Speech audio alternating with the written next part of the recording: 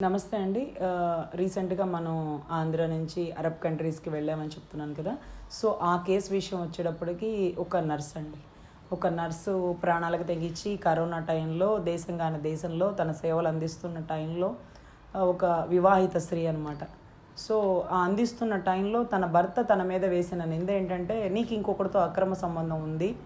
అతను ఆంధ్ర నుంచి నీ కోసం అరబ్ కంట్రీస్‌కి వచ్చాడు. నువ్వు ఉండే గదిలోనే ఉండి నీతో కలిసి నివాసం చేశాడు" అని ఒక ఎలిగేషన్ చేశారండి. దాని గురించి ఆవిడ ఎందుకు అంత పోరాటం చేసిందో నాకు అర్థం కాలేదండి. ఎందుకంటే ఒక నర్స్ ప్రొఫెషన్‌లో ఉండి మేము అలాంటి తప్పు చేయనండి. అసలు ఎలా అంటే అది ఒక ఇండియా కాదండి. ఎందుకని చెప్తున్నా అంటే అది ఒక ఇండియా కాదు. ఆ దేశంలో రూల్స్ అండ్ రెగ్యులేషన్స్ చాలా దారుణంగా ఉంటాయండి. అసలు ఏదైనా ఒక పనిష్మెంట్ వేస్తే నేను వెళ్ళే ఒక 2 డేస్ ముందే సౌదీలో ఒక వ్యక్తిని నడి రోడ్డు మీద ఉరి తీసేశారంట. ఆ రోజు దండోరా అంటే ఒక ఇన్ఫర్మేషన్ పాస్ చేస్తారు. అందరూ వచ్చి రోడ్డు మీద చూడొచ్చు. అట్లాంటి పరిస్థితి అనమాట. అంటే తప్పు చేస్తే పనిష్మెంట్ అంత దారుణంగా ఉంటుంది. అందులోనూ కోవిడ్ టైంలో నర్సులండి, వాళ్ళు యాస్పెన్ స్టాఫ్ నర్సెస్ అనమాట. కోవిడ్ టైంలో నర్సెస్ ఏదైతే గయాతి హోటల్లో ఒక రూమ్ అకామిడేషన్ ఇచ్చారో ఒక్కొక్క మనిషికి ఒక్కొక్క ఫ్లాట్ ఇచ్చేశారు. అంటే ఒక్కొక్క రూమ్ ఇచ్చేశారు. ఆ రూమ్లోకి ఇంకొక వ్యక్తి పోరు. ఆ రూమ్లోకి వీళ్ళు తప్ప అంటే అంటే ఎట్లా ఉంటుందంటే వీళ్ళు ఒక వెహికల్లో వెళ్తారు అంటే ఒక నర్సుగా ప్రొఫెషన్ చేయడానికి.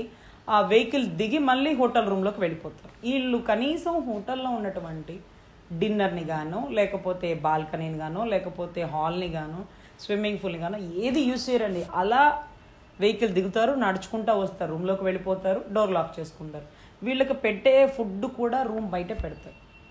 ఇంత దారుణమైన పరిస్థితుల్లో ఇంత సీసీ ఫుటేజ్ మధ్యలో లేనిపోని నిందలేసి ఆ అమ్మాయిని ఒక నర్స్ ప్రొఫెషన్ అంటే ఎలాంటిదో మీకు తెలుసా అండి? 1, 2, 3 అన్నీ చేస్తారండి. వాళ్ళకి ఇది ఒక అవయవంలాగా ఉండదండి. ఇది ఒక ఆర్గాన్లాగా కనపడుతుంది. అంటే ఎలా అంటే మీరు అనుకుంటారు అసలు వాళ్ళు ఒంటి మీద వస్త్రం లేకుండా ప్రతీదీ నీట్గా కడిగి తుడిచి వాళ్ళకి మళ్ళీ బట్టలు వేసే పరిస్థితుల్లో ఎదురుగా ఉన్న వ్యక్తి మగ వ్యక్త ఆడ వ్యక్త అని వాళ్ళు భావించరు. వాళ్ళ కళ్ళ ముందు ఒక పేషెంట్గా మాత్రమే భావిస్తారు. సో అంత డెడికేటెడ్ వర్క్ అండి. మనకి మదర్ తెరీసా పెళ్లి చేసుకోకుండా ఒక బిడ్డకి తల్లి కాకుండా అంత పక్క దేశం నుంచి మన దేశానికి వచ్చి మదర్గా ఎలా మారగలిగిందండి? ఆవిడ చేసే సర్వీసెస్ మాత్రమే. ఒక సెకండ్ వరల్డ్ వార్ తర్వాతనో ఫస్ట్ వరల్డ్ వార్ తర్వాతనో ఒక సిపాయిలకి తగిలిన దెబ్బలకి ఆవిడిచ్చిన ట్రీట్మెంట్కి ఆవిడ సేవలను గుర్తించి తల్లి స్థానానికి ఆవిడకి పెట్టారు. ఈరోజు నర్సులను కూడా మనం ఏమని పిలుస్తామండి? సిస్టర్ అని కదా పిలుస్తాం. మరి ఎలాంటి తప్పుడు ఆలోచన వస్తుంది? ఆవిడ ఏమనిందంటే, నన్ను అనుమానించట్లేదండి, నా నర్సు వృత్తికి కళంకం తెస్తున్నావు అన్నాడు. నేను ఆ నర్సు వృత్తిలో తప్పెలా చేస్తాను? అసలు నేను ఇష్టపడి అతన్ని పెళ్లి చేసుకున్నాను. అతనికి నా నిజాయితీ నిరూపించుకుంటే మళ్ళీ నా దగ్గరికి వచ్చేస్తాడు. అతన్ని నేను నమ్ముతున్నాను అని చెప్పి ఇంకా అదే అపోహలో ఉందండి. బట్ అతను నిజంగా నిజాయితీపరుడా లేకపోతే నిజంగా ప్రేమ ఉందా అనేది నాకు తెలియటం లేదు. నేను అబుదాబి నుంచి ఆ ఇన్ఫర్మేషన్ అంతా తీసుకొని ఆ గయతి హోటల్ మేనేజర్తో లేకపోతే యాస్పెన్ స్టాఫ్కి సంబంధించిన నర్సెస్కి సంబంధించిన ఇన్ఛార్జితో ఆ సీసీ ఫుటేజ్లో అన్నీ కూడా చెక్ చేసుకొని వచ్చానండి. కానీ అతను అంటున్నాడు, టైం టు టైం అన్నీ ఉన్నాయా అండి మీ దగ్గర? ఒకసారి మనం ఎదురు బదురు కూర్చొని మాట్లాడదాం, నాకు చాలా డౌట్స్ ఉన్నాయి, నేను అడగాలి అంట. అంటే నీ భార్య నమ్మి ఒక అడ్వకేట్ ఆంధ్ర నుంచి ఆ దేశానికి వెళ్ళి నీ భార్య నిజాయితీని నిరూపించాలని ప్రయత్నిస్తే నీ భార్యతో నువ్వు కాపురం చేసిన వాడివి, నీ భార్య గురించి నర్స్ ప్రొఫెషన్ గురించి ఇదేనా నువ్వు అర్థం చేసుకునింది?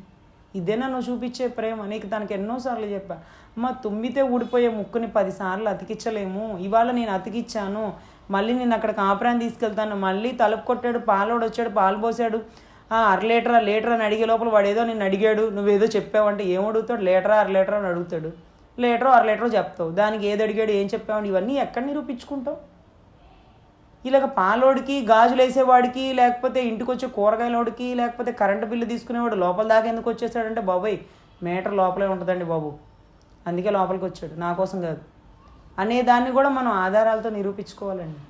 ఇటువంటి దౌర్భాగ్య పరిస్థితి ఎందుకమ్మా అంటే కాదు కదండి, అతను విడాకులు ఇస్తే ఇచ్చాడు, కానీ నా మీద పడ్డ నింద చెరిపేసుకున్నాక విడాకులు ఇవ్వనివ్వండి, ఇంకో కారణంగా విడాకులు ఇవ్వనండి. అంతేకాని నేను తప్పు చేశాను అన్న మాట నుంచి తీసేసి నేను ఏ తప్పు చేయలేను అయినా కూడా నాకు నా భార్య వద్దని చెప్పమానండి, నేను విడాకులకి సిద్ధమవుతా. అంతేకాని ఈ నిందతో నిన్ను వదిలేస్తున్నాను, నువ్వు ఇలాంటి దానివి అందుకే వదిలేస్తున్నాను అనే మాట మాత్రం నన్ను అన్నం ముద్ద కూడా మింగుడు పడినివ్వట్లేదండి. నా కుటుంబం మొత్తం దేవుడి ప్రార్థనలో ఉండి చేసుకునే వల్ల, మా నాన్నగారు పాస్టర్ అండి, నా వల్ల మా నాన్నగారు పరువు పోయే పరిస్థితి, నేను ఏ తప్పు చేయలేదండి. ఇదే దేశంలో 3 సంవత్సరాల నుంచి పనిచేస్తున్నా, నేనే తప్పు చేసి ఉంటే నా నర్స్ ప్రొఫెషన్ నుంచి వాళ్ళే తీసేసి ఉండేవాళ్ళు. వాళ్ళు ఏమైనా పిచ్చి వాళ్ళండి. ఆ దేశంలో ఎంత రూల్స్ అండ్ రెగ్యులేషన్స్ ఉంటాయో తెలుసా. పక్క దేశం నుంచి అంటే పక్క దేశం నుంచి ఆ దేశానికి వెళ్ళే వాళ్ళని ఊడిగం చేసే వాళ్ళలాగే భావిస్తారు. వచ్చారా, పని చేసుకున్నారా, వెళ్ళారా, అంతవరకే కథం. వాళ్ళు తినే ప్రతి ఫుడ్ వాళ్ళ రూము బయట పెడతారు, కానీ వాళ్ళని కనీసం హోటల్ సరౌండింగ్లో నడవని కూడా నడవనివ్వరు. 307 ఒకరికైతే 308 ఒక అమ్మాయికి. సో 308లో ఉన్న అమ్మాయి 307లో ఉన్న అమ్మాయి దగ్గరకు కూడా రాకూడదు. అది వాళ్ళ రూల్స్. ఈ టైంలో ఎక్కడో నుంచి వచ్చిన వాడు వచ్చి ఈ రూమ్లో దూరేశాడట, వాడిని బాత్రూంలో దాపెట్టేసిందట. ఎందుకండి ఇంత అసభ్యమైన మాటలు అసలు. ఆ అమ్మాయి కాబట్టి ఇంకా నిరూపించుకునే ప్రయత్నం చేస్తున్నారు. ఇంకా చాలామంది అయితే మాటకి మాట సమాధానం చెప్పి ఈ పార్టీకి మీరు అంటారు కదండి 498Aలు, డీవీసీలు, ఇంకా చాలా మెయింటెనెన్స్ కేసులు, అవన్నీ అమ్మాయి ఎందుకు వేయలేదంటే, నేను ఎందుకు వాళ్ళని బాధ పెట్టాలి, నా మీద నింద వేశాడు, నా నింద నిజం కాదని నిరూపించుకుంటా, వాళ్ళని బాధ పెట్టే ఉద్దేశం నాకు లేదని చెప్పిందండి. సో ఇది ఖచ్చితమైన ఇన్ఫర్మేషన్ అండి. ఖచ్చితంగా ఆ వ్యక్తి మనసు మారాలి, ఆ అమ్మాయిని అతను అర్థం చేసుకోవాలి, తన నిజాయితీని గుర్తించాలి, వాళ్ళిద్దరు కలిసి ఉండాలని మనం మనస్ఫూర్తిగా కోరుకుందాం. అదే రకంగా నేను ఆ కేసు చేసినప్పుడు కూడా నర్సు చేసే ప్రొఫెషన్ ఎలా ఉంటుందో ఒక్కసారి మొత్తం నేను దగ్గరుండి చూసినానండి. ఆ దేశంలో మన దేశస్తులు నర్సులు ఎంత గొప్పగా డెడికేషన్గా వర్క్ చేస్తారంటే, అందరూ ఫిలిప్పైన్స్, ఈజిప్ట్లు అందరూ ఉన్నారండి ఆ దేశంలో. చాలా డెడికేటెడ్ వర్క్, చాలా జాగ్రత్తగా ఉంటారు, చాలా స్వేచ్ఛగా ఆడపిల్లలు రోడ్ల మీద తిరిగేస్తారండి. అర్ధరాత్రి 12ంటికి 1 గంటకి, అంటే గాంధీ గారు చెప్తారు కదా, అర్ధరాత్రి ఆడపిల్ల 12 దాటిన తర్వాత తిరిగితే దేశానికి స్వతంత్రం అనేసి. 12 దాటిన తర్వాత తిరగమని కాదండి. ఆ టైంకి వెళ్లాల్సి వచ్చినా ఆడదానికి రక్షణ ఉందంటే ఆ దేశపు గొప్పతనం. కానీ ఈరోజు చెప్తున్నానండి, ఆ దేశం గొప్పతనం అర్ధరాత్రి 1 గంటకి 12ంటికి కూడా నడుచుకుంటూ వెళ్ళొచ్చండి. ఎవ్వడు కనీసం తలదిప్పి మన ముఖాన్ని కూడా చూడడండి, చెయ్యి కూడా పట్టుకోరు, పలకరించరండి. అసలు ఇంత నిజంగా ఐ రియల్లీ రెస్పెక్టెడ్ లాట్ అండి. నిజంగా ఆ దేశపు వ్యవస్థ మన భారతదేశంలో వస్తే నిజంగా ఆడవాళ్ళకి రక్షణ పెరుగుతుంది. కఠినమైన చర్యలు, కఠినమైన శిక్షలు ఉండాలి, కట్టుదిట్టంగానే ఉండాలి. ఈ రకంగా వాళ్ళు అక్కడ వాళ్ళ డ్రెస్ సెన్స్ అలాగే ఉంటుందండి. అందరూ బుర్కాలు వేసుకొని తిరగరు. ఈజిప్ట్ వాళ్ళు ఉంటారు, ఫిలిప్పైన్స్ వాళ్ళు ఉంటారు, కొరియా వాళ్ళు ఉంటారు, చాలా వల్గర్గా డ్రెస్సులు వేస్తారు, కానీ అబ్బాయి తల తిప్పి చూడడు. దట్ మీన్స్ అంత కఠిన చర్యలు, అంత కట్టుదిట్టం, అంత భయాందోళన పరిస్థితి. అబ్బాయి తలదిప్పి ఆ అమ్మాయిని చూసేదన్న మాట అంటే స్పాట్. వాడు ఏ దేశస్తుడైనా నా దేశానికి వచ్చినప్పుడు ఇలాగే ఉండాలి, నా దేశానికి వచ్చినప్పుడు రూల్స్కి బ్రీచ్ చేస్తే నేను ఇటువంటి చర్యలే తీసుకుంటా, అన్నిటికి ఇష్టమయ్యే నా దేశానికి రా, ఊడిగానికి. అది కూడా ఊడిగానికి అంటే పని చేసుకొని బతకాలట, నోరు మూసుకొని బతకాలంట. కరెక్ట్, అలాగే బ్రతకాలి, అదే కరెక్ట్. ఈ దేశంలో అది ఇంప్లిమెంట్ లేకపోబట్టి గంటకో రేపులు జరుగుతున్నాయి, 2 గంటలకు ఒక 304B డౌరీ డెత్తులు జరుగుతున్నాయి. ఇన్ని హత్యలు, ఇన్ని అత్యాచారాలు, ఇన్ని కిడ్నాపులు, ఇన్ని ఫోక్సో కేసులు, ఇన్ని మైనర్ పిల్లల మీద జరిగే దాడులు, వీటన్నిటికీ ఏంటండి, ప్రతి ఒక్కటి జరగగానే ఒక పువ్వు పట్టుకొని డెడ్ బాడీ వెనకాల పరిగెట్టుకుని వెళ్ళిపోతే న్యాయం జరుగుతుందా? సో ఒక్కొక్కసారి అనిపిస్తుందండి, ఆ దేశపు రాజ్యాంగ వ్యవస్థ ఏముంది, ఆ రాజు ఏ రకంగా ఆ దేశాన్ని అలా కంట్రోల్లో పెట్టగలిగాడు? ఖచ్చితంగా నేర్చుకోవాలండి, ఖచ్చితంగా అలవర్చుకోవాలండి. సో ఈ రకంగా మనం ఏదైతే అబుదాబీకి కేసులు వెళ్ళామో దానికి ఖచ్చితమైన న్యాయం జరగాలని మనస్ఫూర్తిగా కోరుకుంటున్నాం. ఈ లా పాయింట్ ద్వారా ఒక ఆడపిల్ల జీవితానికి న్యాయం జరిగితే ఇది చాలా గొప్పగా భావిస్తున్నామండి. ధన్యవాదాలు.